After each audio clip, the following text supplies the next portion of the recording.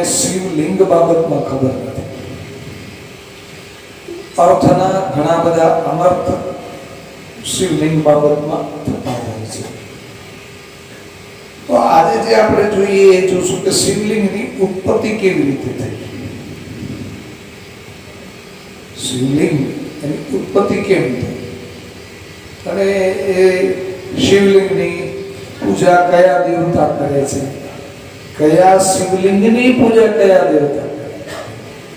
બહુ શિવપુરાણમાં રુદ્ર સંહિતામાં આનું બહુ સુંદર વર્ણન છે. કેટલીક માન્યતાઓ જુદી જુદા પ્રકારની છે કે કેવું શિવલિંગ રાખવું જોઈએ, કેવા શિવલિંગની પૂજા કરવી જોઈએ તો શું ફળ મળે, પછી કયા પુષ્પ શિવલિંગને ચડાવવા જોઈએ, કયા પત્ર ચડાવવા જોઈએ અને એનાથી કઈ કઈ મનોકામના સિદ્ધ થાય. આ બહુ જાણવું જરૂરી છે અને એટલા માટે કે આપણે ખબર હોતી શિવલિંગ ઉપર સીધો જ અભિષેક થાય કે કેમ, શિવલિંગ ઉપર સીધું પાણીનો અભિષેક કરાય કે કેમ, તો એ બાબતમાં બધી ચર્ચા આપણે સમયાંતરે કરતા જશું. આપણા પાસે સોમવાર છે, હજી બીજા સોમવાર છે. તો આવો આજે આપણે જોઈએ કે શિવલિંગની ઉત્પત્તિ કેમ. તો કથા એવી છે કે સૃષ્ટિની રક્ષા કરવાનો ભાર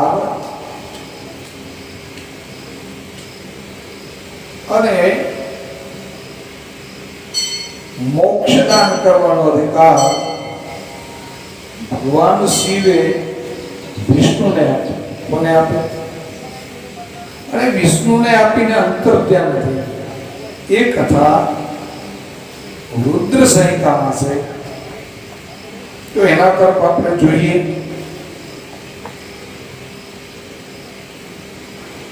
ભગવાન શિવ ભગવાન વિષ્ણુને આજ્ઞા આપે છે. એ વિષ્ણુ, હું તમને એક આજ્ઞા આપું છું અને એ આજ્ઞાનું જો તમે પાલન કરશો તો સદા સમસ્ત લોકોમાં પૂજનીય રહેશો. બધા તમારી પૂજા કરશે.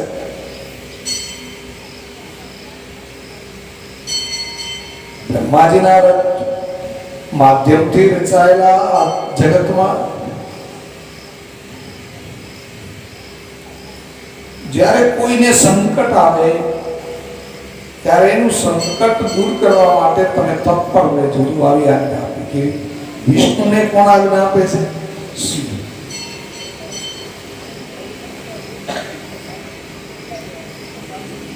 તમારા આ કાર્યમાં હું તમને સહાયતા કરીશ, હું તમને મદદ કરીશ.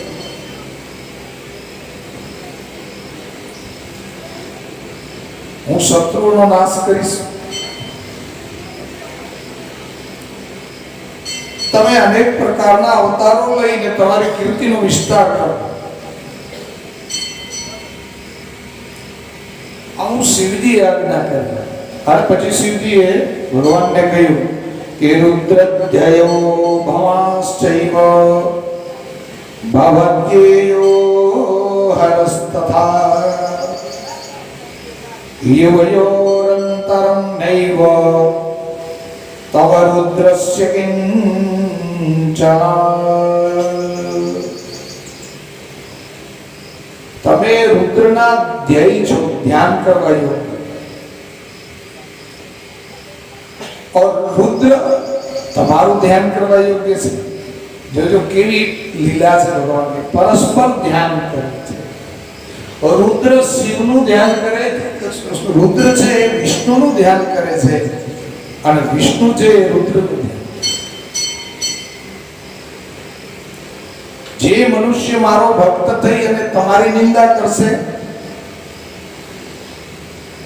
એનું પુણ્ય તત્કાળ ભસ્મ થઈ જશે. શિવના ભક્ત કેવડાવીએ અને વિષ્ણુની નિંદા કરીએ તો આપણા પુણ્ય ગયા, પુણ્ય ભસ્મ થઈ જાય. અને રામાયણમાં પણ એ જ છે.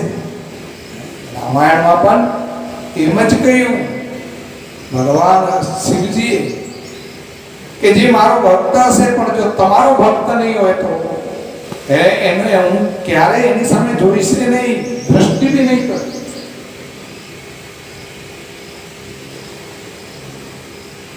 હે વિષ્ણુ પુરુષોત્તમ ચતુમે, જે કોઈ તમારો દ્વેષ કરશે નરકમાં પડશે. ક્યાં પડશે? નરકમાં. તો શિવજીના ભક્ત થઈ અને વિષ્ણુની નિંદા કરે ક્યાં જાય? નરકમાં. આ ભગવાન શિવ કહે છે. હવે મારે તમને બતાવવાનું એ છે શિવલિંગ નું ઉત્પત્તિ કારણ શું. પણ એના પહેલા આ કથા સમજશો તો જ શિવની ઉત્પત્તિ સમજાય. પછી શું બન્યું? હું જે કહું છું ભગવાન રુદ્ર શિવ કહે છે કે જે કોઈ મારી ભક્તિ કરશે પણ તમારી નિંદા કરશે નરકમાં પડશે. અને એ હું સત્ય કહું છું, સત્ય કહું છું. એ વાત સત્ય છે, એમાં સંશય નથી.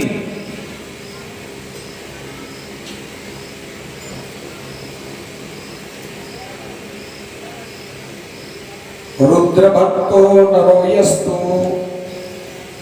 तव निंदां करिष्यति तस्य पुण्यं च निखिलं कृतं भस्म भविष्यति.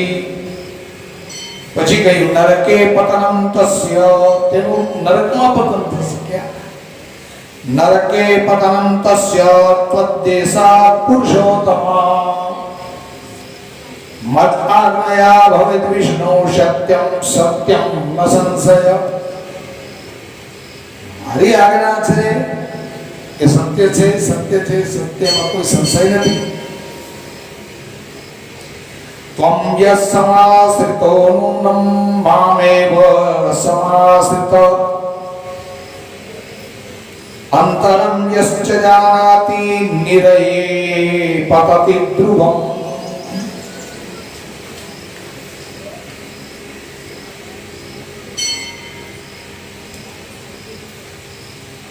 હે વિષ્ણુ, ભોગ અને મોક્ષ પ્રદાન કરવા વાળા ભક્તો એઓને ધ્યાન કરવા યોગ્ય તમે છો, પૂજ્ય છો. તો તમે જ હવેથી આ સૃષ્ટિનું સંચાલન કરો.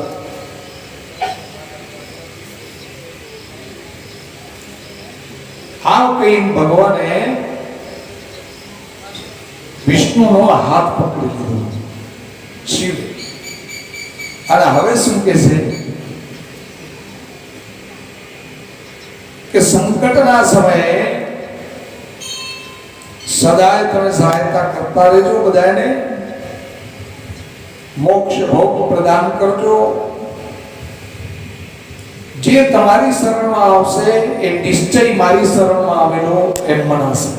શું કહ્યું? મમ ભક્તશ્ચ સ્વામિસ્ત્વવ નિંદાં કરિષ્યતિ તસ્ય મે નિરૈવાસં પ્રયચ્છ નિત્યં ધ્રુવમ. તમારી શરણમાં ગયો એ મારી શરણમાં આવ્યો, પણ જે મારામાં ને તમારામાં અંતર સમજે છે, જો ત્વામ ચ સમાશ્રિતો નૂનમ મામેવ સમાશ્રિત અંતરમ યશ્ચ જાનાતિ નિરયે પતિતં ધ્રુવમ. મારામાં ને તમારામાં જે ભેદ રાખશે તે ચોક્કસપણે નરકમાં પડશે. વિષ્ણુ અને શિવમાં કોઈ ભેદ રાખવાનો નથી, પણ આપણે તો ભેદ રાખીએ. અરે શિવ ભક્તો હોય કે છે કે વિષ્ણુના મંદિરમાં ન જતા, આગળની વાત છે. વિષ્ણુ ભક્તો હોય અરે એટલી હદે દ્વેષ થઈ ગયેલો શૈવ અને વૈષ્ણવ વચ્ચે કે કપડું સીવા જાય ને ત્યારે આમ કપડું સીવી આપજો એમ નથી. કારણ કે એમાં શિવનું નામ આવતું. હે આવો ભેદ હતો. કેટલું અજ્ઞાન. કપડા સીવડાવવા જાય તો એમ નક્કી કે અમારું કપડું સીવી આપજો એમ ના કે, કારણ કે એમાં શિવનું નામ આવતું. સમારી આપજો એમ કે કપડાને સંભાળજો. તો બ્રહ્માજી કહે છે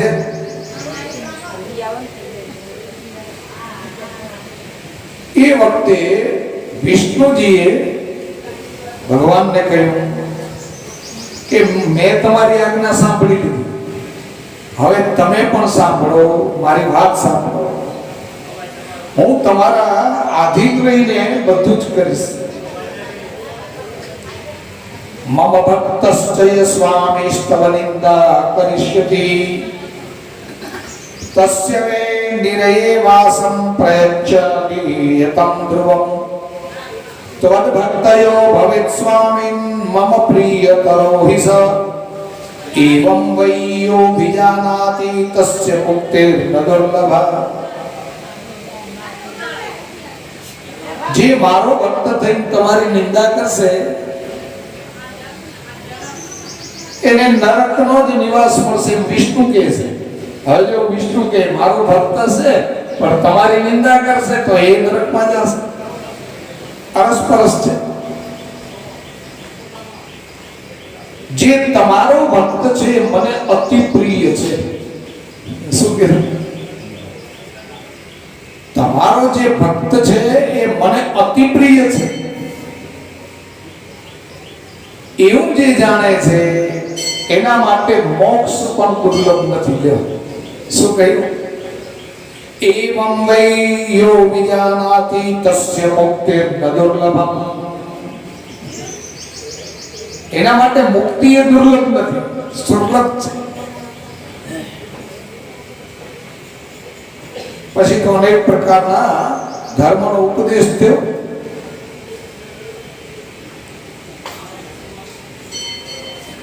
ભગવાન શ્રીએ ધર્મનો ઉપદેશ આપ્યો, અનેક પ્રકારના વરદાન આપ્યા. અને પછી ભક્ત વસ્તલ શંભુ બ્રહ્માજી કહે છે કે મારા ને વિષ્ણુની વચ્ચેથી અંતર ધ્યાન થઈ ગયા. જોજો અમારી તરફ જોયું, બેયના તરફ, અને એમને જોતા જોતા અંતર ધ્યાન થઈ ગયા. બસ એ જ્યારથી અમારા વચ્ચેથી અંતર ધ્યાન થઈ ગયા ત્યારથી શિવલિંગની પૂજાનું વિધાન શરૂ થયું. ત્યારથી એના હું તમને બે ભેદ બતાવીશ. બ્રહ્મા અને વિષ્ણુની વચ્ચેથી ભગવાન અંતર ધ્યાન થઈ ગયા ત્યારથી શિવની લિંગની પૂજા કરવાનું શરૂ થયું. લિંગમાં પ્રતિષ્ઠિત શિવ ભોગ અને મોક્ષ બે આપે છે. શું આપે? ભોગ અને મોક્ષ. નમઃ શંભવાય ચ મયો ભવાય ચ નમઃ શિવાય ચ શિવનરાય ચ નમઃ શંકરાય ચ મયસ્કરાય ચ નમઃ નમઃ સંભવાય ચ મયો ભવાય ચ નમઃ. તો શિવ ભોગ પણ આપે અને મોક્ષ પણ આપે. ધનની ઈચ્છા હોય અને એની પૂજા કરો, એની આરાધના કરો તો ધન બી આપે. આયુષ્ય જોતું હોય તો આયુષ્ય આપે. કે આવું કોને આપ્યું આયુષ્ય? માર્કંડને. કોને આપ્યું? શિવજીએ. માર્કંડનું આયુષ્ય પૂરું થઈ ગયું, માર્કંડનું મૃત્યુ. અને એ વખતે માર્કંડ શિવ મંદિરમાં જઈને બેસી ગયા. અને જેવા મૃત્યુ આવ્યું એ વખતે શિવલિંગને બાથ ભરી લીધી. નમઃ શિવાય કરતા ભગવાન પ્રગટ. અને એ માર્કંડને વરદાન આપ્યું ચિરજીવ, લાંબા સમય સુધી જીવવું. ઈચ્છિત મૃત્યુનું વરદાન મળ્યું.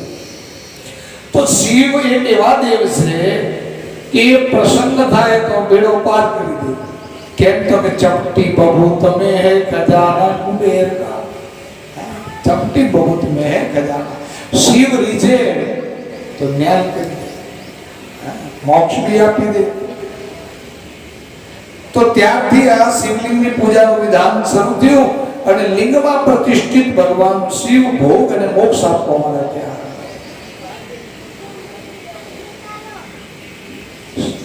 શિવલિંગની જે વેદી છે અર્ધાકાર એ મહાદેવીનું સ્વરૂપ છે. લિંગ ભગવાન મહેશ્વરનું સ્વરૂપ છે. હવે જો લિંગનો અર્થ બતાવો, લિંગ કેને કહેવાય અને લિંગ શું કામ કીધું? બહુ સરસ કહ્યું. એટલા માટે લયનું અધિષ્ઠાન છે. શેનું અધિષ્ઠાન છે? સમજો. લયનું અધિષ્ઠાન છે અને લયનું અધિષ્ઠાન હોવાના કારણે ભગવાન શિવ ના એ સ્વરૂપને લિંગ કહેવામાં આવે. લયનું અધિષ્ઠાન છે કારણ કે નિખિલ જગતનો લય ભગવાન શિવમાં થાય છે. શેમાં થાય છે? આ જગત સમાપ્ત થઈ જાય એટલે કે આ જગતનો લય થાય ત્યારે શેમાં સમાય? ભગવાન શિવમાં. જગતના સર્જનમાં કારણ બને છે બ્રહ્મા. જગતના પોષણમાં, જગતને સ્થિર રાખવામાં કારણ બને છે વિષ્ણુ. અને જગતનો જ્યારે લય થાય ત્યારે એ શિવમાં થાય, રુદ્રમાં થાય. તો લયનું કારણ હોવાના કારણે લિંગ છે. ન સમજનારા લોકોએ જુદા જુદા અર્થ કર્યા. ઉપનિષદોમાં આ શિવલિંગને જ્યોતિ સ્વરૂપ કહ્યું છે. કેવા સ્વરૂપ? જ્યોતિ સ્વરૂપ છે. અને એની નીચે જે થારું આપણે કહીએ આપણી ભાષામાં, જેમાં આપણે જળ અભિષેક કરીએ અને જળ જતું રહે ઉત્તર બાજુ નીકળી જાય, એ થારું યજ્ઞવેદી છે. કઈ વેદી છે? એ યજ્ઞવેદી છે ને શિવલિંગ એ યજ્ઞની જ્યોતિ છે. એટલે કીધું જ્યોતિષામ જ્યોતિરેક તન્મે મનઃ શિવ સંકલ્પમસ્તુ. તો શિવલિંગ જ્યોતિ છે અને એની જે નીચે અર્ધા છે વેદી, એ વેદી છે, યજ્ઞ વેદી છે. અને શિવલિંગ ઉપર જે તમે અર્પણ કરો છો એને અર્પણ થાય છે પરમાત્માને.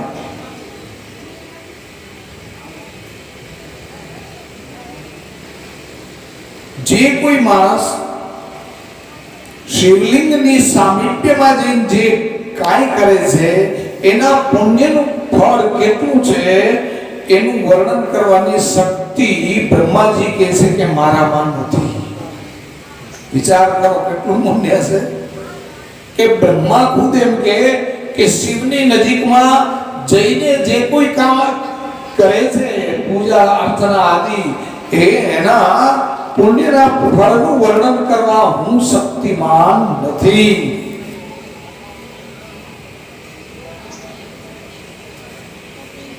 આવા ભગવાન શિવ, એની પૂજા કેમ કરવી જોઈએ?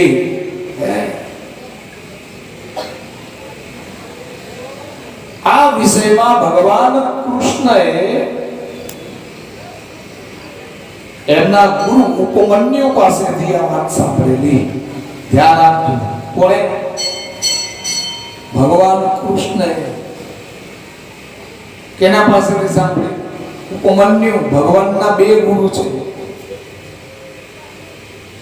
ભગવાન કૃષ્ણના એક ગુરુ સાંદીપની છે, જેણે 64 રાત્રિમાં 64 કળાનું જ્ઞાન આપ્યું. અને ભગવાન કૃષ્ણના એક ગુરુ છે તે ઉપમન્યુ છે. મેં ઘણા વખત પહેલા સાંભળેલું, હજી તો શિવપુરાણમાં રુદ્ર સંહિતામાં આવ્યું.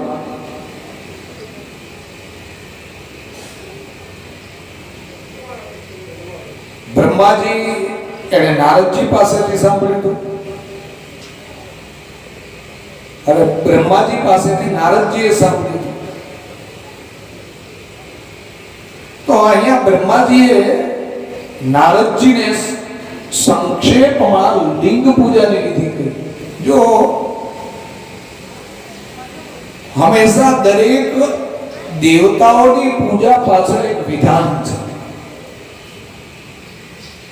વિધિ રહિત કોઈ પણ તમે પૂજન આદિ કરો અને એમાં સકામતા હોય તો એ નિષ્ફળ બને.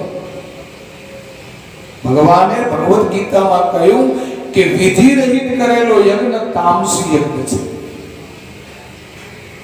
સમજાય? વિધિ રહિત યજ્ઞ તમે કરો તો એ યજ્ઞ તામસી યજ્ઞ છે. તો બધા એમ જ કરે, તમારા ઘરે વાસ્તુ હોય ત્યારે કાંઈ કરે જ નહીં, એ 5-7 મંત્રો આવડે છે, આપણે બોલી નાખીએ કે અમે તો અમારું થઈ ગયું. વિધિ રહિત મંદિરમાં પ્રતિષ્ઠિત થયેલી મૂર્તિમાં દેવત્વ નથી, માત્ર એક પ્રદર્શન માટે મૂર્તિ ચોક્કસ છે. કેટલાક સંપ્રદાયોમાં કોઈ જાતની વિધિ કરવામાં નથી આવતી, મૂર્તિ બેસાડી. કેમ કે અમારા બસ ગુરુજી આવીને બેસાડી ગયા ને એટલે એમાં બધું આવી ગયું. એવું હોય તો પછી આ બધાએ કર્મકાંડના આ રચના કરવાની જરૂર શું? જો એ બેસાડી જાય ને એમાં દેવત્વ આવી જતું હોય તો આ બધા જ વેદ મંત્રોની જરૂર શું હતી? તો પછી આ 5-5 ને 3-3 દિવસ સુધી અમે સ્વાહા સ્વાહાકાર કરીએ છીએ, એની જરૂર ક્યાં હતી?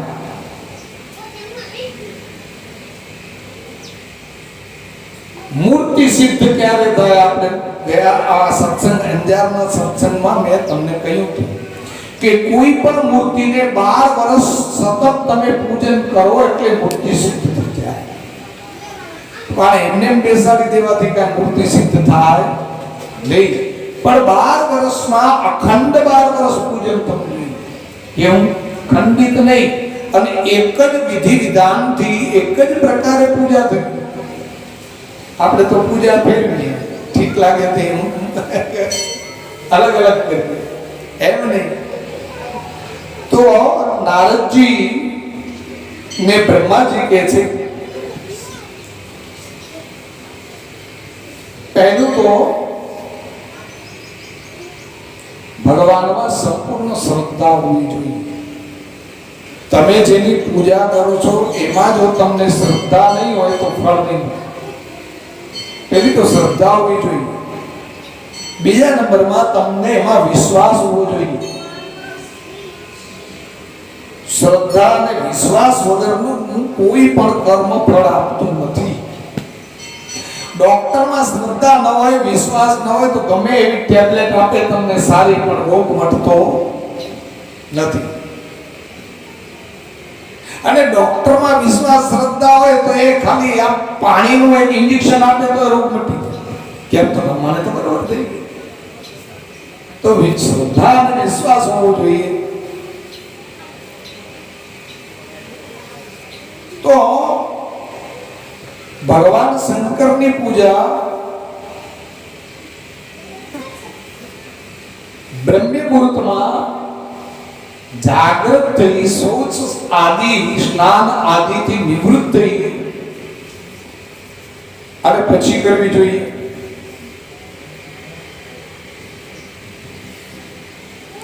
પણ એના પહેલા કોની પૂજા કરવી જોઈએ? તો કે સૌથી પહેલા તો સંધ્યા વંદન કરવું જોઈએ.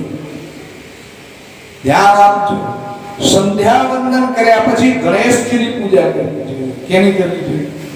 ગણેશજીની. પછી દ્વારપાળોની પૂજા કરવી જોઈએ. પછી દિક્પાલોની પૂજા કરવી જોઈએ.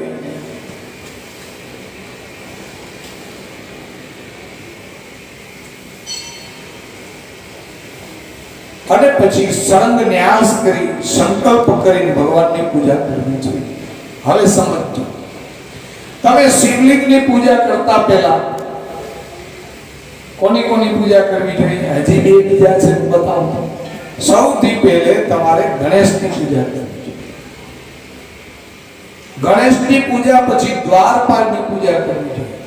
પછી દિક્પાલ, દિશાઓના દેવ ક્યાં છે, ક્યાં શોધશો? કયો તમે પરિક્રમા કરો છો એમાં દિક્પાલો છે, એની પૂજા કરવી જોઈએ. પછી વીરભદ્રની પૂજા કરવી જોઈએ. એ ક્યાં છે વીરભદ્ર? વીરભદ્રની પૂજા કર્યા સિવાય શિવ તમારી પૂજાને સ્વીકારતા જ નથી. તો જે વેદી છે શિવલિંગની, એ વેદીમાં આગળ જે મુખ છે એ મુખ કોનું છે? વીરભદ્રનું. એ વીરભદ્રની પૂજા કરવી જોઈએ.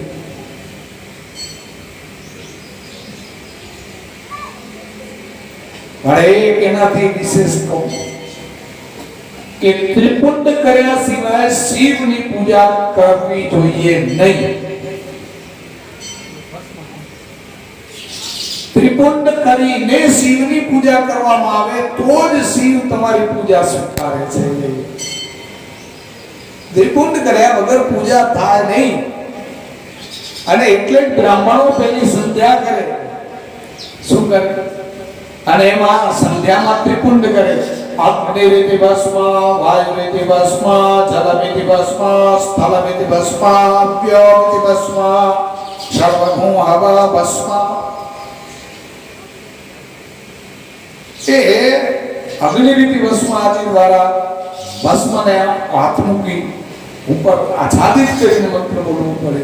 અને પછી એનો વિનિયોગ કરવાનો ભસ્મના અભિમંત્રિત કરવા માટે ત્રયંબકમ ઇતિ મંત્રસ્ય વસિષ્ઠ ઋષિ રુદ્રો દેવતા વિષ્ણુ છંદ ભસ્મ અભિમંત્રણે વિનિયોગ. એ વિનિયોગ કરવો પડે. એને વિનિયોગ કરે એટલે પછી એને આમ ભસ્મને આમ પલાળવાની, જળ નાખી દે. પછી બે હાથમાં આમ લગાડવાની. પછી સૂર્યને પ્રદર્શિત કરવી પડે. હા, અને પછી લગાડવાની હોય. એનો પાછો વિનિયોગ આવે.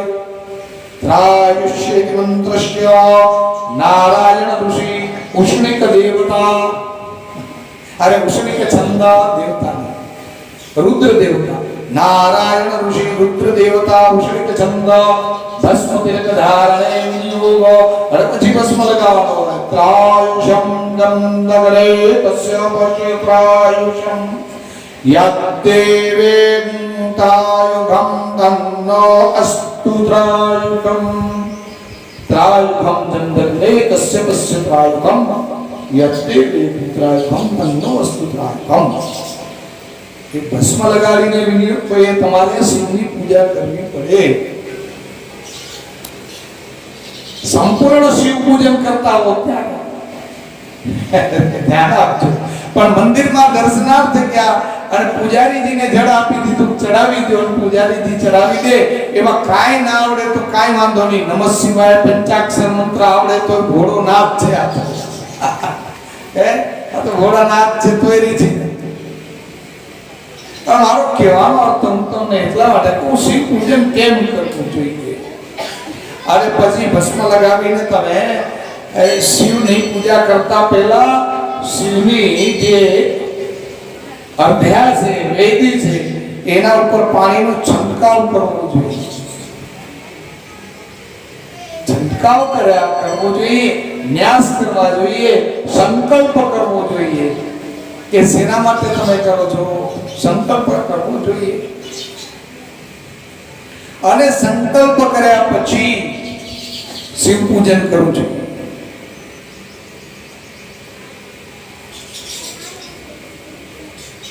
ભગવાન ઉપર અભિષેક જે કરવામાં આવે જળમાં શું શું નાખવું જોઈએ પછી અભિષેક કેમ કરાય એ તમને કહું.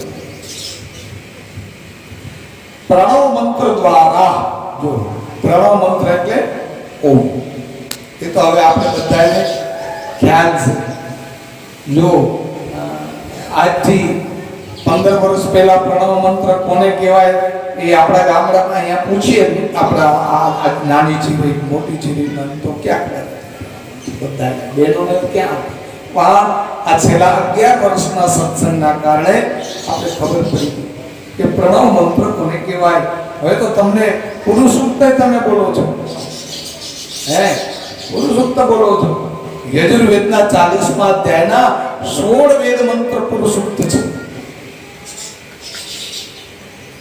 ભગવાન શિવ ઉપર અભિષેક કરવાના જળમાં શું શું નાખવું જોઈએ? તો પ્રણવ મંત્ર દ્વારા એ જળમાં શું નાખવું જોઈએ સાંભળો. ઓમ બોલીને ચંદન શું નાખવું જોઈએ? ભગવાનને જે અભિષેક કરીએ તે જળમાં ચંદન નાખવું જોઈએ. પછી ચમેલીના પુષ્પ, શેના પુષ્પ? ચમેલીના પુષ્પ નાખવા જોઈએ. પછી સાકર નાખવી જોઈએ. શું નાખવું જોઈએ? અને કઈ સાકર? ખડી સાકર. ખડી સાકર નાખવી જોઈએ. પછી એમાં કપૂર નાખવું જોઈએ. બ્રાસ, બ્રાસ કપૂર, આમાં કપૂર લખ્યું છે પણ બ્રાસ આવે છે.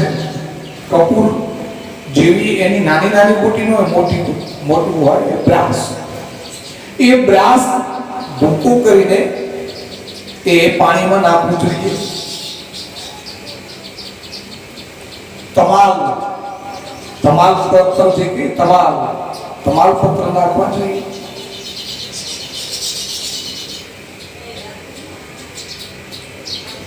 ગંધ, ધૂપ એના દ્વારા ભગવાનની પૂજા કરવાની. પણ આ બધું જળમાં મિશ્રિત કરવું જોઈએ. સુગંધિત દ્રવ્ય એમાં ઉમેરવું જોઈએ. સુગંધિત દ્રવ્ય દ્વારા એ જળને સુગંધિત બનાવવું જોઈએ. અને પછી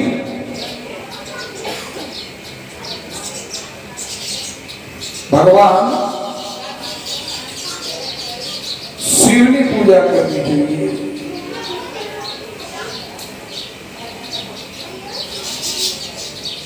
ભગવાનના મંદિરમાં કોણ છે, કેમ પૂજા કરે, પછી હજી શિવ ઉપર અભિષેક કેમ કરાય, કયા વેદ મંત્ર દ્વારા થાય, કેમ થાય આપણે જોશું.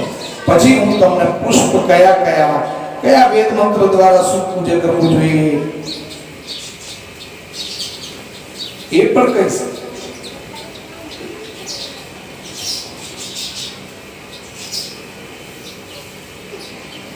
ભગવાન શિવ ઉપર અભિષેક કરતા પહેલા નંદીની પૂજા કરવી જોઈએ. કોની? હવે આપણે શિવને રોજ અભિષેક કરીએ પણ નંદી ને તો ખબર જ નથી. નંદી અને કશ્યપની પૂજા કર્યા સિવાય શિવ પૂજન પૂર્ણ થતું નથી. તો કોની પૂજા કરવી જોઈએ? નંદીની. એ નંદી કોણ છે? ધર્મ સ્વરૂપ છે. નંદી ધર્મનું પ્રતીક છે.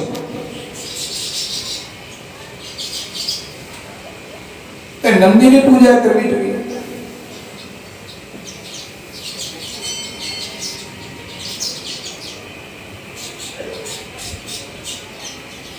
આવા શિવજી એમાં કલ્પના કરવી જોઈએ. પહેલા આસનની કલ્પના કરો. આસનમાં અને એમાં કોણ? આસનમાં શેની કલ્પના કરવી છે? કયા નામે પરમાત્મા છે? પદ્માસન કરીને પરમાત્મા બેઠા છે. એ અણીમાં, લઘીમાં, મહીમાં આ સિદ્ધિના નામ છે. એના નામ છે અષ્ટ સિદ્ધિ નવ નિધિ કે દાતા अशबर दिन जानकी माता, राम रसायन तुम्हारे पासा, सदा रहो रघुपति के दासा, अष्ट सिद्धि नवनिधि के दाता, अशबर दिन जानकी माता। तो पहले आसन की कल्पना करनी चाहिए, ध्यान आसन।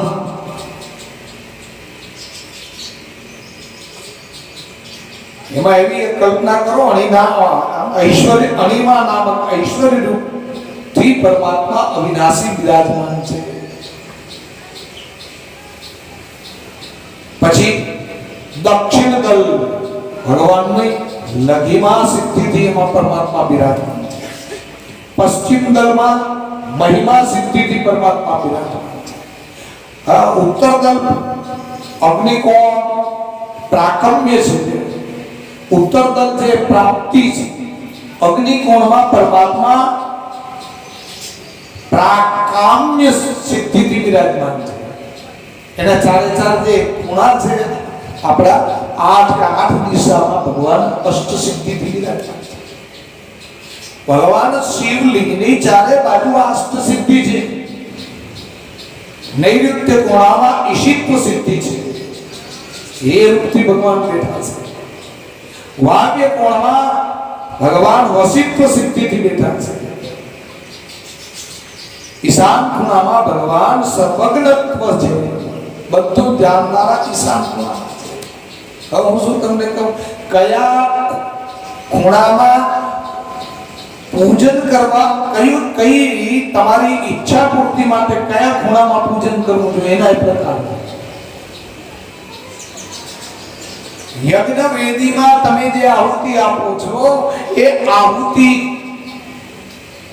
कया संकल्प अने कई तमारी कामना थी आ आहुति आपो छो, ए आहुति ए खूणा में ज जावी जोईए।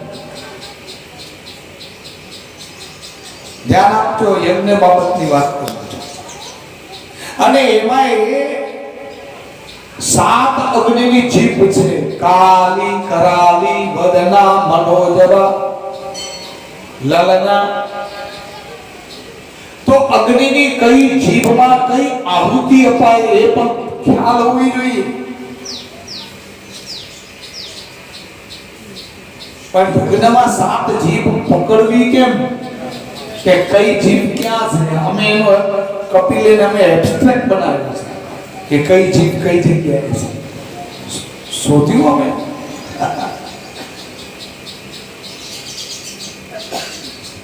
તમને બીજું કાઈ ના આવડે તો કાઈ નહીં, પણ યજ્ઞ વેદીમાં આહુતિ મધ્યમાં અને પશ્ચિમ ભાગમાં જ પડવી જોઈએ। તમને જીવ સુનતા ના આવડે કાઈ, યજ્ઞ વેદીની મધ્યમાં અને તમે બેઠા છો પૂર્વ દિશા ઉપર મુખ કરીને, તો તમારી નજીક જે પરિધિ છે ત્યાં એની પરિધિ કેટલી હોય? યજ્ઞવેદીની 3 અને પરિધિ છે। તમારી બાજુ જે છે પરિધિ, એ પરિધિ બાજુ તમે આહુતિ આપો તો નિષ્ફળ ન જાય, એનું પુણ્ય અલગ છે। પણ તમારે જોઈએ છે પુત્ર અને આહુતિ નૈઋત્ય ખૂણામાં આપો તો શું થાય? नैऋत्य में कौन है? शत्रु, नेगेटिविटी क्या से बधी नैऋत्य में। हमेशा घरना नैऋत्य खूणा में तुलसी वावी जोईए, नेगेटिविटी ने रोके। આપણે તો આ બધી ક્યાં ખબર છે? આપણું શાસ્ત્ર એટલે વિજ્ઞાન છે, ટોટલ સાયન્સ। આપણું શાસ્ત્ર साइंस છે, विज्ञान છે। એમાં હું તમને આજ તો કદાચ નહીં શક્ય નહીં બને તો આવતી વખતે કહીશ બિલીપત્રમાં એનો કેમ ઉપયોગ થાય, બિલીપત્રથી શું થાય, બિલીપત્રથી કેટલા લાભ થાય, કયા કયા લાભ થાય, એનાથી શું શું મેળવાય, એના ઉપર પણ આજે મને ટાઈમ હશે તો આજે નહીંતર આવતા સોમવારે ચર્ચા કરશું। तो ईशान कोण में सर्वज्ञत्व,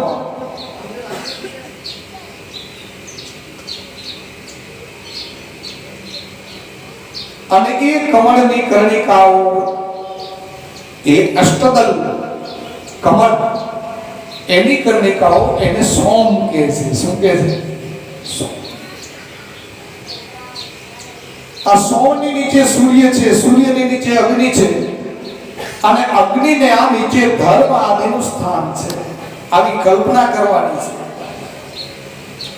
પછી ચારે દિશામાં પૂજા કરવી જોઈએ. કેવી રીતે?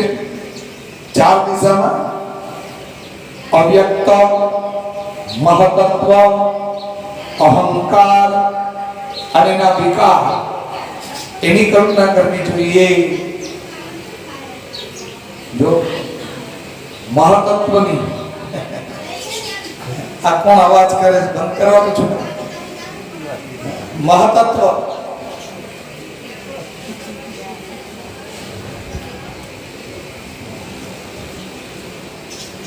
સોમના સોમ કમળદળ એની નીચે સોમ. સોમના અંતમાં સત્વ, રજ અને તમ આ ત્રણેય ગુણોની કલ્પના કરવી જોઈએ.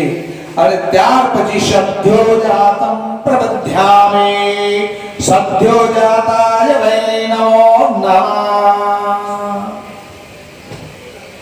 આ મંત્રથી શિવનું આવાહન કરવું જોઈએ. સદ્યો જાતમ પ્રબધ્યામે.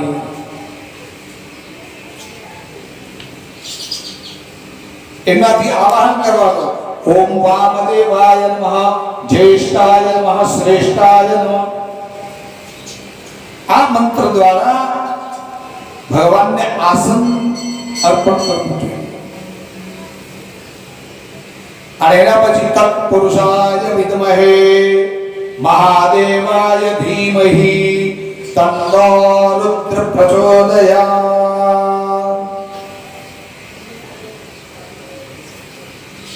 એનાથી ભગવાનનું સાનિધ્ય પ્રાપ્ત કરવું જોઈએ.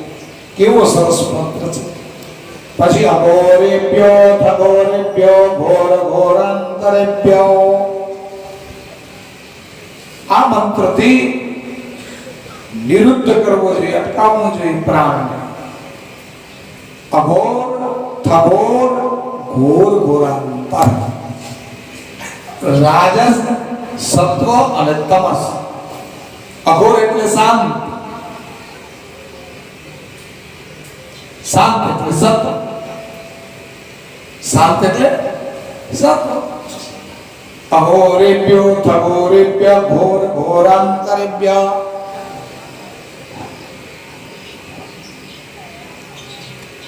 અને એના પછી ઈશાન સર્વ વિદ્યાનાં બ્રહ્માધિપતિ બ્રહ્મણોધિપતિ. આ મંત્ર દ્વારા આરાધ્ય દેવનું પૂજન કરવું જોઈએ.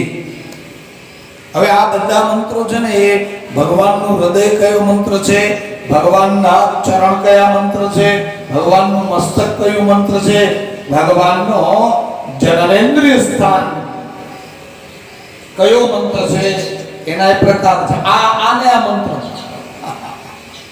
આને આ મંત્ર.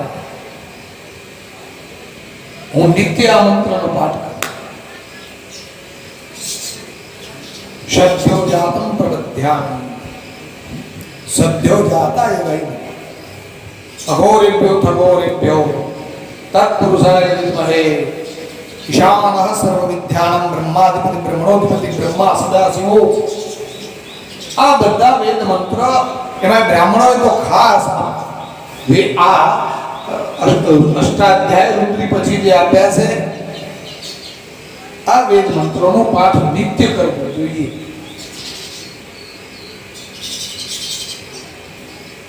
પછી પાદ્ય આચમનીય અર્પણ કરવું જોઈએ.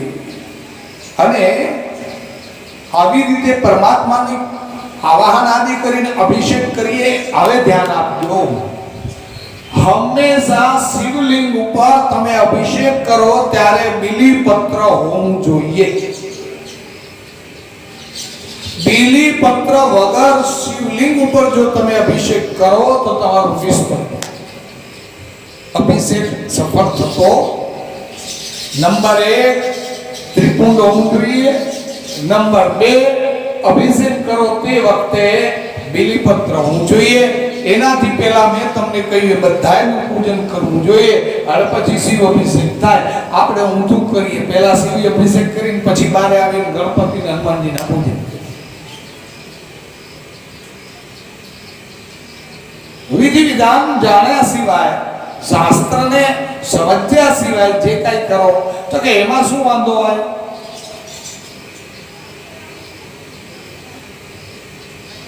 હનુમાનજી ને દુર્ગાનું બેનું પૂજન સાથે ન થાય કે એમાં શું વાંધો? અરે ભાઈ, મધ અને ઘી બે અમૃત છે, ધ્યાન આપજો।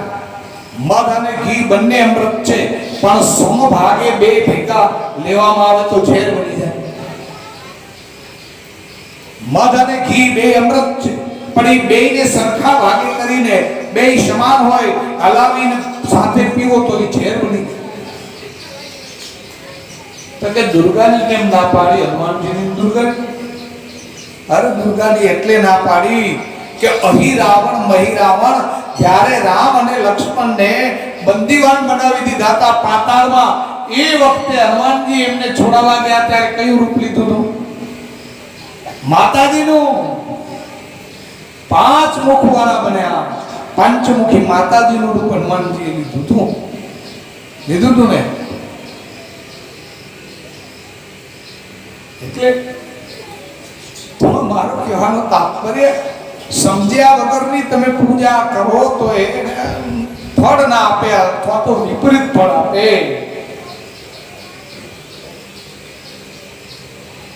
ઘરમાં એક વેદથી વધારે ઊંચી, પોતાના મંદિરમાં એક વેદથી વધારે ઊંચી મૂર્તિ ન રખાય। કઈ મૂર્તિ? જેને તમે પૂજા કરો છો, જેને તમે સ્નાન કરાવો છો, અર્ચના કરો છો, એ મૂર્તિ એક વેદથી વધારે મોટી રાખી શકાય નહીં।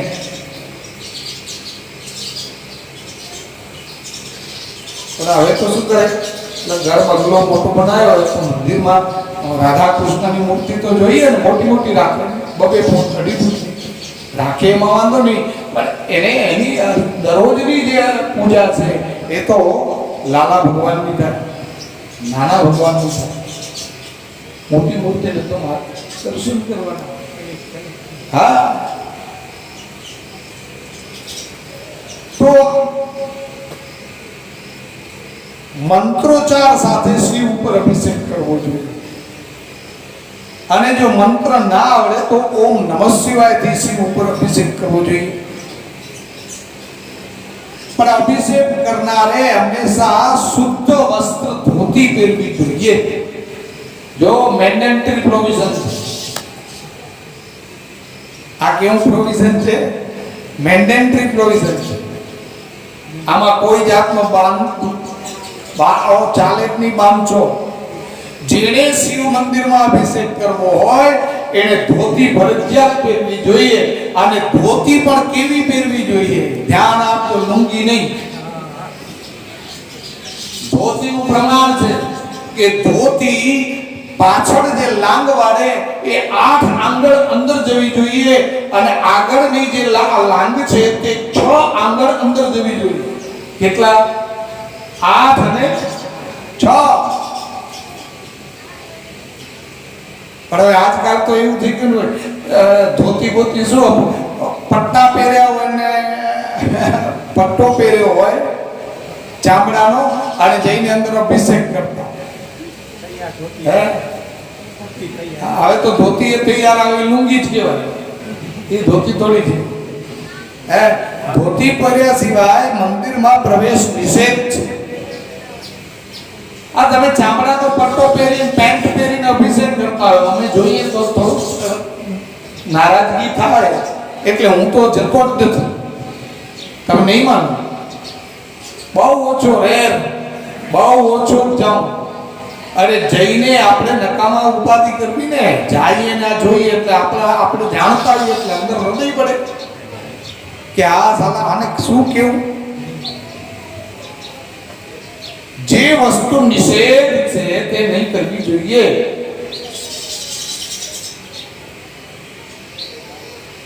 પણ હવે તો હું કરી સ્મશાનમાં જંગલેશ્વર છે, અમારા અંજારમાં જમણવાર રાખે છે. લો હું જમવા જાઉં, જમતો નથી, આ નારાયણભાઈ ખબર છે. પણ હવે મિત્ર રુદ્રી રાખે જવું પડે એટલે જઈએ, પ્રસાદ આમ લઈ લઈએ એકાદો, પણ બીજે દિવસે આવીને મારે જનોઈ બદલાવી પડે. પૂછો, હું જનોઈ બદલાવું બીજે દિવસે, એટલે હું જાઉં જ નહીં. એ સ્મશાનમાં છે જંગલેશ્વર, સ્મશાનની ભૂમિ છે, એમાં વચ્ચે દિવાલ કરી દેવાથી કઈ સ્મશાન મટી નથી જવાનું. તો ક્યાં શું કરવું જોઈએ, કયા દેવની કેમ પૂજા કરવી જોઈએ, આ બધું બહુ ધ્યાન રાખવા જેવી બાબતો છે. એટલે હું તમને કહું છું કે ધોતી પહેરવી જોઈએ, પ્રેમથી પરમાત્માની પૂજા કરવી જોઈએ. એમાં પુરુષોક્ત દ્વારા ધ્યાન આપજો. આમાં બે આપે. રુદ્ર સંહિતામાં એમ કહ્યું કે પુરુષોક્ત દ્વારા શિવ ઉપર અભિષેક કરો. સહસ્રશેષા પુરુષા સહસ્રાક્ષ સહસ્રપાદ સભોમિકું સર્વદસ્પૃત્વાત્ય તિષ્ઠદસાંગોલમ. આ મંત્ર દ્વારા અથવા તો શ્રી સૂક્ત દ્વારા, લ્યો સેના દ્વારા, શ્રી સૂક્ત દ્વારા.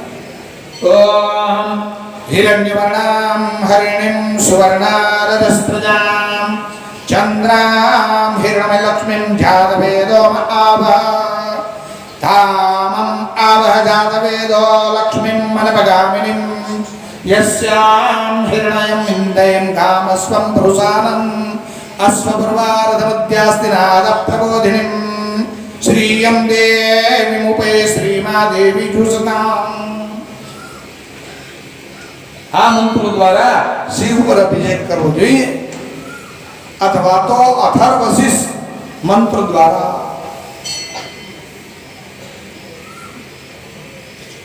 કયા મંત્રથી શું પ્રાપ્ત થાય એ સમજો. તમારે શાંતિ માટે કરવું હોય જ્યારે રુદ્ર ઉપર અભિષેક, ત્યારે આનો ભદ્રાહ ક્રીતામોયંતો વિશ્વાતો દબ્ધાસો અમારેતા શબ્દભેદઃ. આનો ભદ્રાહ મંત્ર દ્વારા ભગવાન ઉપર અભિષેક કરવો જોઈએ.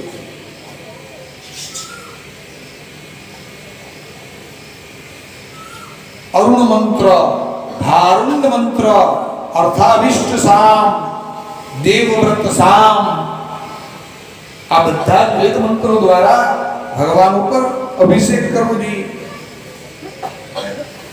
મૃત્યુજય મંત્રથી, અને કાંઈ ના આવડે તો છેલ્લે પંચાક્ષર ઓમ નમઃ શિવાય, ઓમ નમઃ શિવાય, ઓમ નમઃ શિવાય, એના દ્વારા ભગવાન ઉપર ધારા કરવી જોઈએ. હવે ભગવાન ઉપર ધારા કેમ કરવી જોઈએ, શ્રેષ્ઠ ધારા કરવી અને કેવી રીતે? 1000 ધારા થાય, સહસ્ત્ર ધારા તો શ્રેષ્ઠ. 1000 ધારા ન થઈ શકે તો 100 ધારા કરો. 100 કેમ કરવી? ચાયણી હોય કે ન હોય, ચાયણીમાં અથવા તો તમે એવું પાત્ર બનાવો ગેણી જેવું, ત્રાંબાનો મોટો ચમચો હોય, એમાં તમે એના હોલ કરાવી નાખો અને એનાથી પછી ભગવાન શિવ પર અભિષેક કરો. તો 1000 ધારા અથવા તો 100 ધારાથી શિવ ઉપર અભિષેક કરવો જોઈએ. યા તો વેદ મંત્રથી અથવા પંચાક્ષર મંત્રથી. હવે તમને કહું, એ અભિષેક થઈ ગયા પછી જો આમ તો પંચામૃતથી પણ સ્નાન કરાવાય, દધી, દહીં, દૂધ, મધ, સાકર, ઘી, તમે જાણો જ છો, એ પંચામૃતથી સ્નાન કરાવાય. હવે સમજો ભગવાન ઉપર શું ચડાવવું જોઈએ.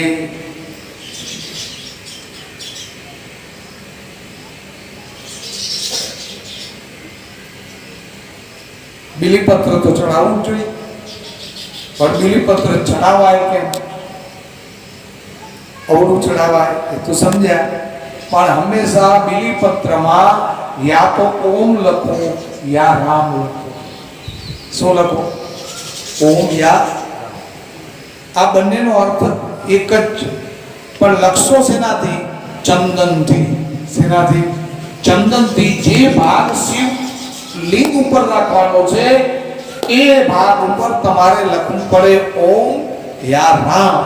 એ લખીને એ બિલીપત્ર ચડાવાય। એ બિલીપત્ર ચડાવતા સમયે પણ સંપુટ લઈ શકાય। કયા સંપુટ લેવાય તમને બતાવું। બે સંપુટ બતાવીશ। એક સંપુટ જ્યારે તમારા ઉપર કોઈ કષ્ટી હોય, બંધન હોય, દુઃખ હોય, એમાંથી તમારે મુક્તિ જોતી હોય ત્યારે તમારે બિલીપત્રને ओम लखी राम लखी हाथ में राखवानुं। ए हाथ में राखी बिलीपत्र ने बोलवानुं। दीन दयाल विरुद्ध संभारी हरहु नाथ मम संकट भारी। आ चौपाई बोलवानी। दीन दयाल विरुद्ध संभारी हरहु नाथ मम संकट भारी। त्रिदलम त्रिगुणाकारम त्रिनेत्रम त्रयायुधम त्रिजन्मना पाप संहारम एक बिलभस्यवार्पणम। પછી પાછું સંપૂર્ણ બોલવાનું। દીન દયાલ વિરુદ્ધ સંભારી હરહુ નાથ મમ સંકટ ભારી। પછી બિલીપત્ર ચડે। આગળ દીન દયાલ, વચ્ચે ત્રિદલમ ત્રિગુણાકારમ અને પાછળ દીન દયાલ વિરુદ્ધ સંભારી હરહુ નાથ મમ સંકટ ભારી। આ બોલી પછી બિલીપત્ર ચડાવો तो તમારા ગમે એવા સંકટ હોય એમાંથી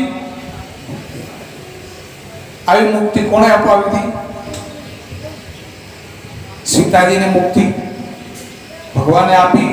ત્યારે સીતા આ હનુમાનજીએ તો કીધું દીન દયાલ વિરુદ્ધ સંભારી હરહુ નાથ મમ સંકટ ભારી। જાનકીજી સતત વિનંતી કરતા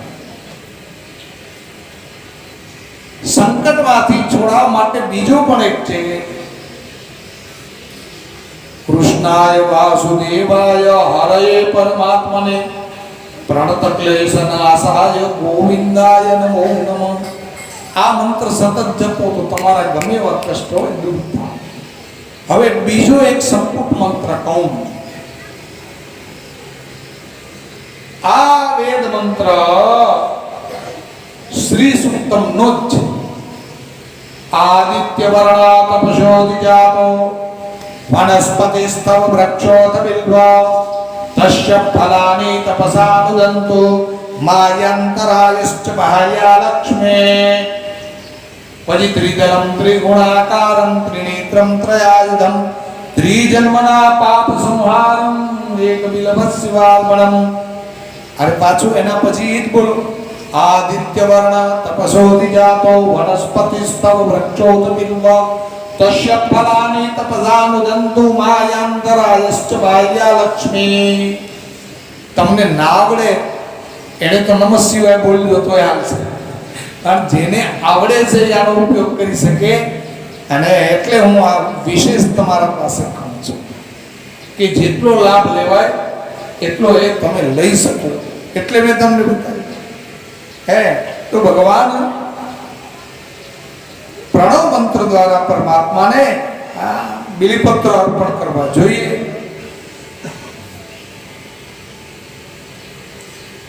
અને એમાં એક છે વિધાન જો હજી શિવલિંગની ઉપરના ભાગમાં પ્રણવ કરવો જોઈએ। શું કરવું જોઈએ? ઓમ। ઓમ ક્યાં કરે? ઉપરના ભાગમાં। શિવલિંગના ઉપરના ભાગમાં પ્રણવ કરવો જોઈએ, આગળના ભાગમાં નહીં। પણ બધા જ ક્યાં કરે છે? આગળ કરે ને? હે બધા મોસ્ટ ઓફ મંદિરોમાં શિવલિંગના આગળના ભાગે ઓમ હશે, આગળના ભાગે નહીં, ઉપરના ભાગે ઓમ કરવાનો છે। મસ્તક પર શિવલિંગના મસ્તક ઉપર પ્રણવ કરવો જોઈએ।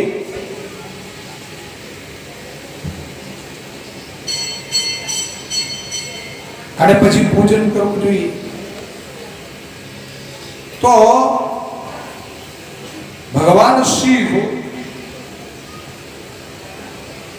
એના ઉપર પુષ્પ ચડાવવા જોઈએ. પણ કયા પુષ્પ ચડાવવા જોઈએ, કયા પુષ્પ ચડાવવાથી શું લાભ થાય, કેવી રીતે લાભ થાય, એનું હું તમને થોડું વર્ણન કહું. બહુ સરસ છે. કયા પુષ્પથી કયું લાભ થાય તો સાંભળો. બિલ્વપત્ર, પછી સતપત્ર. કયું પત્ર? સતપત્ર. શંખ પુષ્પ, શંખ પુષ્પી આવે, તમને ખબર? ગાંધી પૂછો તો ખબર પડે. હા, એ શંખ પુષ્પ પત્ર આવે, એનાથી ભગવાન શિવની પૂજા કરો.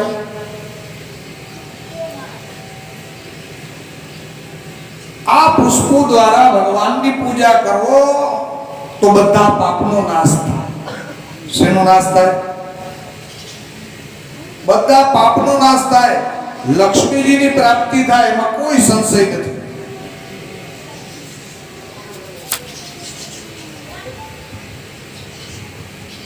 વીસ કમળ. કેટલા? 20 કમળ ભગવાન ઉપર ચડાવો તો એક પ્રસ્થ કહેવાય. શું કહેવાય? એક પ્રસ્થ. 1000 બિલીપત્ર એ એક પ્રસ્થ કહેવાય, અને 20 કમળ એક પ્રસ્થ કહેવાય. આ તળાવમાંથી કમળ છે જ, અમારે તો આખું તળાવ ભર્યું. આમાંથી 20 કમળના પુષ્પ લઈ અને એ શિવજીને અર્પણ કરવામાં આવે તો એ એક પ્રસ્થ કહેવાય. 1000 બિલીપત્ર ચડાવો, ઓમ અને રામ લખેલા, અને જે ફળ મળે તે ફળ આ 20 કમળથી મળે. તો 20 કમળ ચડાવવા જોઈએ.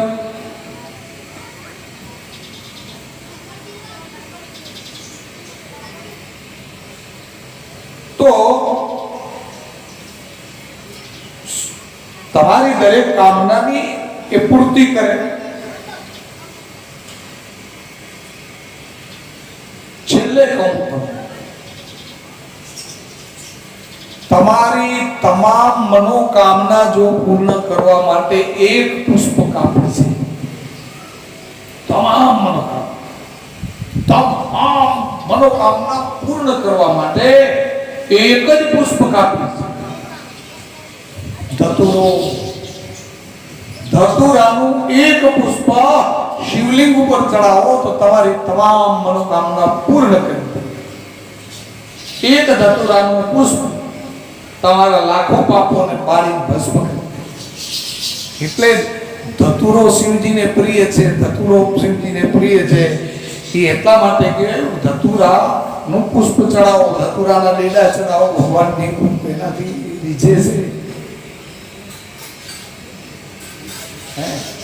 આપણે એટલી ખબર કદાચ પડતી હોય કે ધતુરાના ડેડા ઓલો ભાંગ બનાવે, એમાં નાખે, ભાંગ બહુ જ નશો થાય. નશો અરે નશા માટે નથી. તો ધતુરાનો પુષ્પ ચડાવો. ખાસ કરીને જેને સંતાન પ્રાપ્તિ માટે શિવને રીઝાવવા છે એને ધતુરાનો પુષ્પ ચડાવવું જોઈએ. જો સમજો, જેને સંતાન મન ઈચ્છિત સંતાન જોઈએ છે, કેવું? મન ઈચ્છિત સંતાન જેને જોઈએ એને શું કરવું જોઈએ? ધતુરાનું પુષ્પ લઈ દરરોજ શિવજી ઉપર ચડાવવું જોઈએ.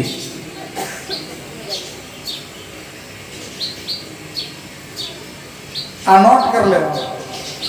દરરોજ શિવના મંદિરે જઈને ધતુરો ચડાવો, ધતુરાનો એક પુષ્પ લઈને ચડાવો, અને ત્યાં જઈને ભગવાન પાસે પ્રાર્થના કરવાની કે મારો મનની ઈચ્છા આ છે, હે ભોળાનાથ, મારા મનની ઈચ્છા પૂર્ણ કરો પ્રભુ.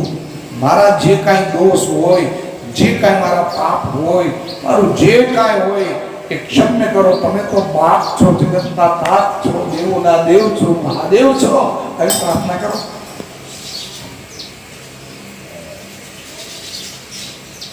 તો ધતુરાનું પુષ્પ સર્વશ્રેષ્ઠ છે. અને કોણે કહ્યું? તો એના માટે મારી પાસે નિર્ણય સિંધુ છે. આ નિર્ણય સિંધુમાં બતાવ્યું કે ભગવાનને ધતુરાનું પુષ્પ ચડાવવું જોઈએ. ભવિષ્ય પુરાણમાં લખ્યું છે. ક્યાં લખ્યું છે? જો બધું એમાં એમ તમે એક પુરાણથી કાંઈ ના મળી જાય.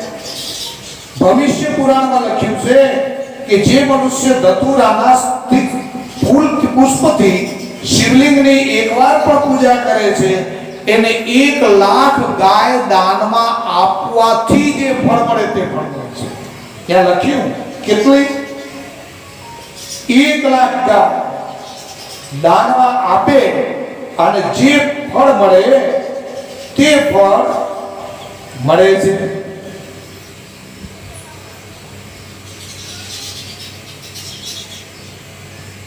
ધતુરકશ્ચૈયો લિંગમ સકૃત પૂજ્યતે નર સગો લક્ષ્ય ફલમ પ્રાપ્ય શિવલોકે મહ્યતે. 1,00,000 ગાય. આ શ્લોક છે. હું પ્રમાણ એટલે જ ભેગું રાખું કે અહીંયા હું બેઠો બેઠો ગપ્પા નથી મારતો અને એમાંય તમે આ યુટ્યુબમાં મૂકો છો એટલે તો અમારા દોસ્ત જોનારા તો કેટલાય વાત જોઈને બેઠા હોય કે ક્યાં ભૂલ કરે. આ તો બધું રહ્યો યાર, તો દુનિયા છે, જગતને તમે નહીં પહોંચી શકો એટલે મેં તમને આ આપ્યું પ્રમાણ કે ધતુર એકેશ્ચયો લિંગમ સકૃત પૂજ્યતે નર સગો લક્ષ્ય ફલમ પ્રાપ્ય શિવલોકે મહ્યતે. ધતુરાનું ફૂલ શિવલિંગ ઉપર ચડાવવાથી 1,00,000 ગાય દાનમાં આપવાથી જે ફળ મળે તે ફળ મળે છે. શિવના મંદિરમાં વાજા ન વગાડે, નિષેધ. સૂર્યના મંદિરમાં શંખ ન વગાડે. શિવજીના મંદિરમાં વાજો વગાડીને એની પૂજા ના કરાય, નિષેધ છે. પણ આ કોણ હવે આ કોણ સમજે? મહાઆરતીઓ રાખે છે એમાં વગાડે જ છે. સૂર્યના મંદિરમાં શંખ ન વગાડવો જોઈએ. દુર્ગાના મંદિરમાં વાંસળી ન વગાડે. લ્યો, દુર્ગાના મંદિરમાં વાંસળી નહીં વગાડવી જોઈએ, વીણા નહીં વગાડવી જોઈએ.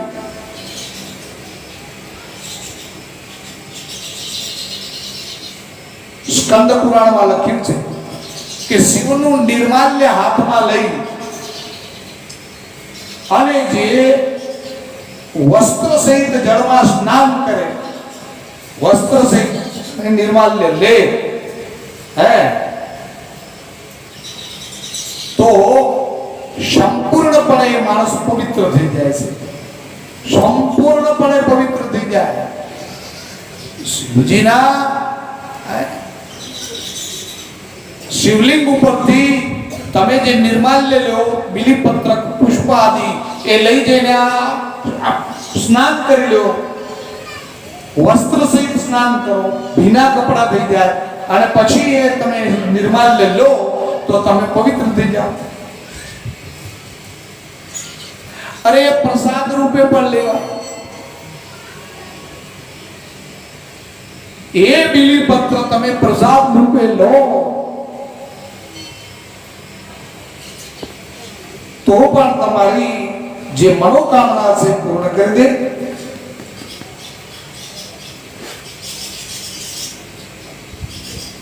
તો હું કહેતો તો એ કે ધતુરાના પુષ્પ ભગવાનને એક ચડાવવાથી 1,00,000 ગાય દાનમાં આપવાનું પુણ્ય મળે. એટલું પુણ્ય મળે તમારી મનોકામના ધતુરાના પુષ્પથી પૂર્ણ થઈ જાય. તો ભગવાન શિવજી ઉપર આ રીતે પૂજા કરવાથી શિવ પ્રસન્ન થાય.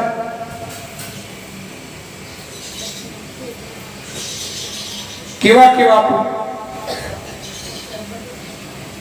પુત્ર પુત્રની અભિલાષા જેને હોય ધ્યાન આપજો. હું નથી કહેતો, ભવિષ્ય પુરાણ કહે છે, આ રુદ્ર સંહિતા કહે છે. રુદ્ર સંહિતામાં લખ્યું છે કે જેને પુત્રની અભિલાષા હોય એને ધતુરાના પુષ્પથી શિવની પૂજા કરવી જોઈએ. જેને આયુષ્ય વધારે જોતું હોય એને 1,00,000 દુર્વાથી શિવનું પૂજન કરવું જોઈએ. દુર્વા શું કરે? આયુષ્ય વધારે.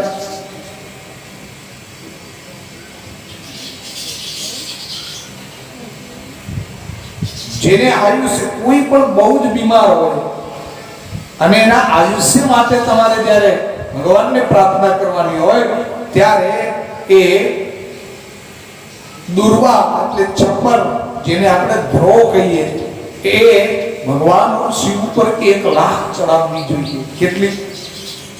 તો આયુષ્યની વૃદ્ધિ થાય. એમાં લાલ ધતુરો છે, જે લાલ, એ બહુ શ્રેષ્ઠ માનવામાં આવ્યો. અગસ્ત્ય ઋષિએ બતાવ્યું કે લાલ ધતુરો એના 1,00,000 પુષ્પ જે શિવજી ઉપર ચડાવે અને શિવની પૂજા કરે તો એને યશની પ્રાપ્તિ થાય.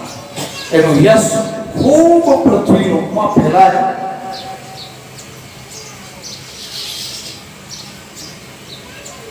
હવે સાંભળજો, કેટલાક લોકોને ગલતફહેમી છે કે શિવને તુલસી ચડે કે ન ચડે. બરોબર, આ રુદ્ર સંહિતામાં લખ્યું છે કે શિવને તુલસી દળ ચડાવીને જે ઉપાસક પૂજા કરે એને ભોગે મળે ને મોક્ષય મળે, બેય મળે. તુલસી ચડાવવાથી ભોગ પણ મળે અને મોક્ષ પણ મળે. જે નથી જાણતા એ તેમ કે તુલસી ન ચડે શિવને. તુલસી કાંઈ ચડતા હશે? હા હા. જો મને અત્યારે દવે સાહેબ યાદ આવી, એની ઝલક આવી ગઈ દિનેશભાઈ. હા, પણ તુલસી ચડે ન ચડે એમ નહીં, ભોગ અને મોક્ષ બે આપે.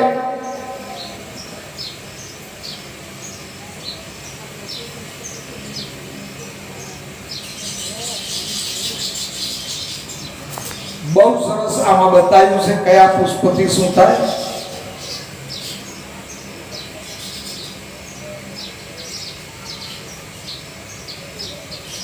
करवीर पुष्प रोगों का उच्चाटन करने वाला होता है. करवीर पुष्प से ये रोगों उच्चाटन करे छे. तो कया पुष्प थी रोग थाय, कया पुष्प थी रोग मटे ए जानવું. આપણે તો એ ખબર નથી.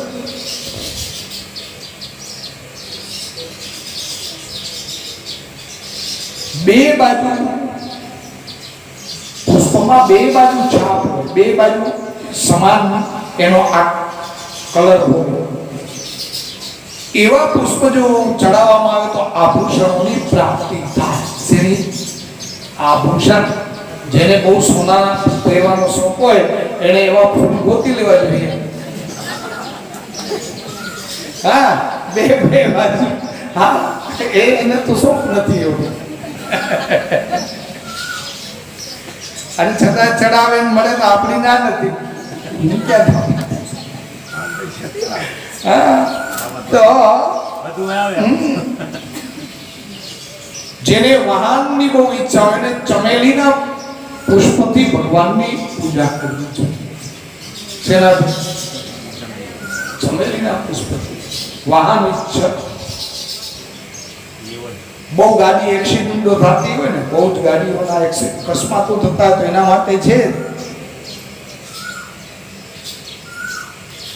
પઠાન સુપઠાન રક્ષે માર્ગ ક્ષેમ કરી તથા. સપ્તસતી ચંડીનો શ્લોક છે. એના દ્વારા સંપુટ કરો અથવા તો ભગવાન શિવના રુદ્રાભિષેક કરો અને ચમેલીના પુષ્પો અગ્નેન સુપથારાય સ્માન એ મંત્ર દ્વારા થઈ શકે. તો ભગવાન શિવ એના ઉપર ચમેલીના પુષ્પથી જો એક ભગવાનને અર્પણ કરવામાં આવે તો વાહન સુખ મળે. અળસીના પુષ્પ જો અળસીના પુષ્પ શિવ ઉપર ચડાવો તો વિષ્ણુ પ્રસન્ન થવા. અળસી અળસી જુદી ને અળસી જુદી. હા, અળસી નહીં, અળસીના પુષ્પ એ ભગવાન પર ચડાવો.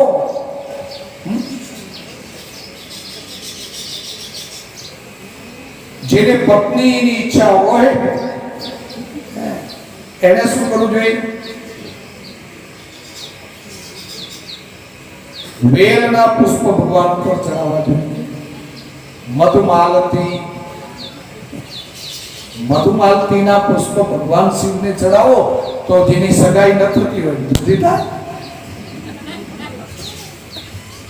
અમારા ઘરે તો આવે ને, મારા સગાઈ નથી થતી તો અમારે બતાવવું પડે.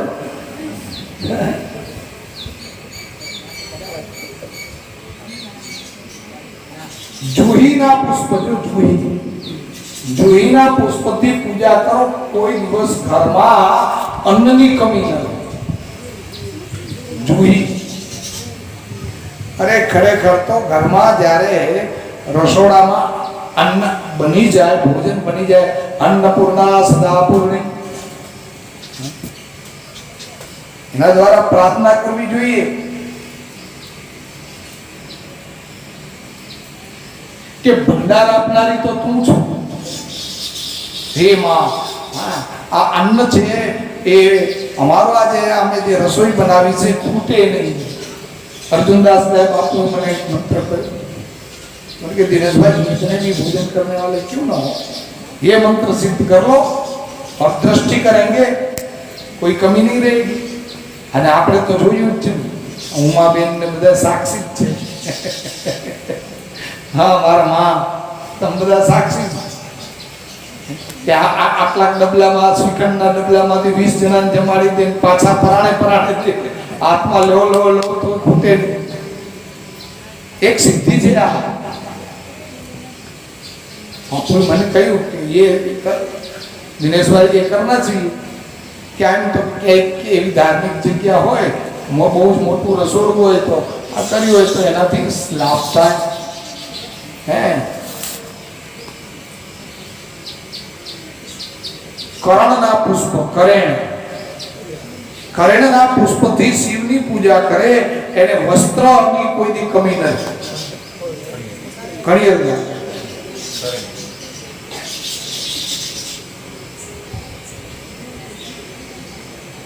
તો આવી રીતે જુદા જુદા પુષ્પો દ્વારા ભગવાન શિવ ઉપર તમારે પુષ્પ ચડાવવા જોઈએ. વિશેષ તો શું કહું તમને કે દ્રવ્યની ઈચ્છા હોય, તમારે ધન જોતું હોય તો ઘીનો અભિષેક કરવો જોઈએ. શેનો? ધનની ઈચ્છા વાળાએ શિવ ઉપર ઘીનો અભિષેક કરવો જોઈએ. હવે તો હું તો શિવલિંગને દરરોજ ઘી લગાડું છું. દ્રવ્યની ઈચ્છા નથી, પણ ખાલી શિવલિંગને નથી લગાવતો, બધાને દરરોજ ઘી લઈને દરરોજ માલિશ કરું. પણ લાલા ભગવાનને, મારા વિરાટ સ્વરૂપને બધા દરરોજ માલિશ કરું. એના જુદા જુદા સ્તોત્ર દ્વારા સ્તુતિ કરતા માલિશ થઈ જાય, સ્તુતિ થઈ જાય, બધું થઈ જાય. અને ભગવાનની મૂર્તિમાં ઓજસ્વીતા, ઉર્જા પ્રાપ્ત હોય. કેમ? ઘીમાં ઉર્જા છે. ઘૃતમ પાબાનમ પિબત હવિરસી. તો ઘીની ધારા કરવી જોઈએ, ઘીથી અભિષેક કરવો જોઈએ. અને જેને વંશનો વિસ્તાર કરવો હોય એને પણ ઘીથી અભિષેક કરવો જોઈએ. વંશ માટે ઘી અને ધન માટે પણ શિવલિંગ ઉપર ઘીનો અભિષેક કરવો જોઈએ. તો કોઈ માણસ રોગી થઈ ગયો એ રોગીના રોગ મટાડવા માટે પણ ઘી અને તલ મિક્સ કરીને એના અભિષેક કરવામાં આવે તો રોગી પણ એનો રોગ મટી જાય. અને આ બધા જ પ્રયોગો કરવા જેવા છે એમ અમે કર્યા છે.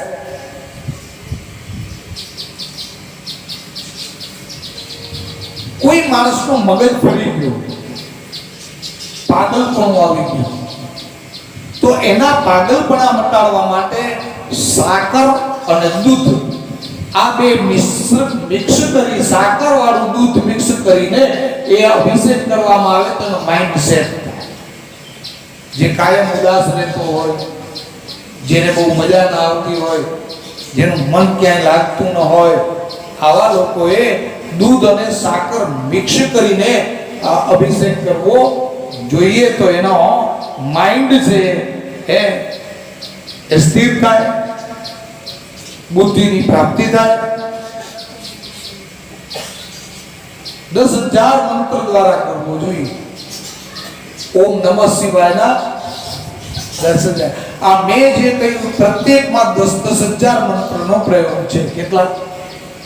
ખાલી ચડાવી દો એમ નથી.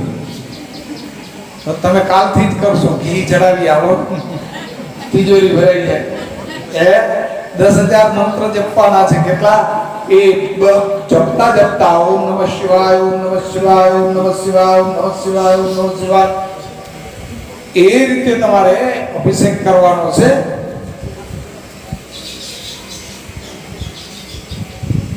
તો આવી રીતે શિવની પૂજા કરવી જોઈએ.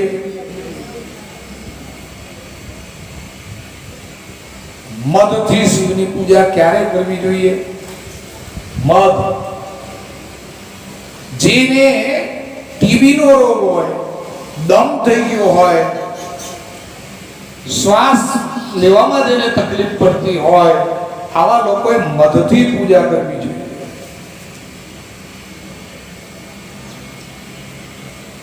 શેરડીનો રસ એ શિવજી ઉપર ચડાવવાથી આનંદની પ્રાપ્તિ થાય. અને એમાં ગંગાજળ, ભગવાન શિવ ઉપર ગંગાજળનો અભિષેક કરો તો ભોગ અને મોક્ષ બે આપે છે. આ બધી ધારાઓ યા તો મૃત્યુંજય મંત્ર દ્વારા કરો, યા તો પંચાક્ષર મંત્ર દ્વારા કરો. મૃત્યુંજય મંત્ર કયો? ત્રયંબકમ જજામહે સુગંધિમ પુષ્ટિવર્ધનમ ઘોરવારુકમિવ બંધનાન મૃત્યુર્મુક્ષીયમામૃતા. આ વેદ મંત્ર દ્વારા એ ચડાવવો જોઈએ, ભગવાન ઉપર અભિષેક કરવો જોઈએ, તો તમને આ બધું ફળ પ્રાપ્ત થાય. આવું એ રુદ્ર સંહિતામાં દર્શાવેલ છે. શેમાં? તો આ શ્રાવણ મહિનો છે, આજ તો હજી ચોથમ થઈ, ઘણા દિવસ બાકી છે. તમે દરરોજ બહુ સરસ છે. આપણું તો અહીંયા બહુ મહાત્મ્ય વધી ગયું.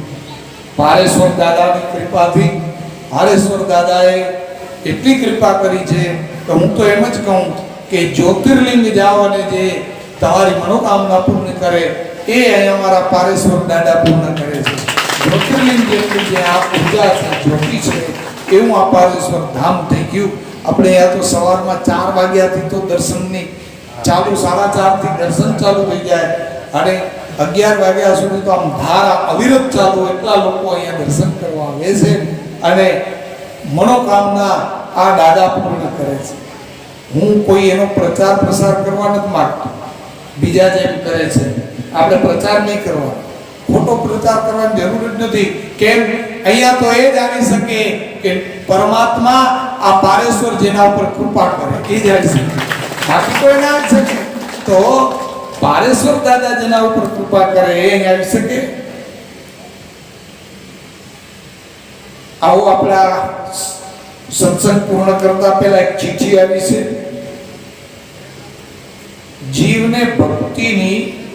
જીવને ભક્તિનો શુભારંભ ક્યાંથી થાય, ભક્તિ એટલે શું, એના વિશે પ્રકાશ પાડો.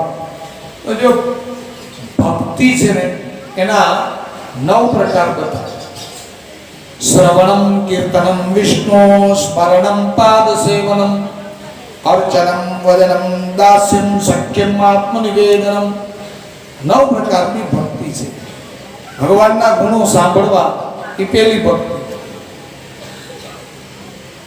શ્રવણમ, પછી બીજી કીર્તનમ, ત્રીજી સ્મરણમ.